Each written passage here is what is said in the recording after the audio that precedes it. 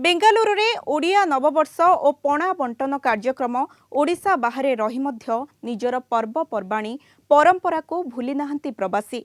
प्रतिवर्ष भली चलित वर्ष ओडिया नववर्ष और पणा संक्रांति को बेस धूमधाम रे पालन करिछि ओडिया यूथ कम्युनिटी।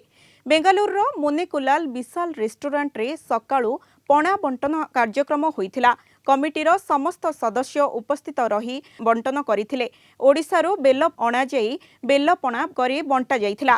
शताधिक ओडिया सामिल होई पणार मजा नैथिले। बेंगलोर रे रही कि आम भाई माने जो ओडिया परंपरा को बजाई रखिचंती पणा बनेवा आसीथिली मु एठी भाई मानक सहित मिसिक बहुत भल लागला मते। आमर जहा ओडिया भाई माने ओडिया परंपरा को आमे नै कि चलचु।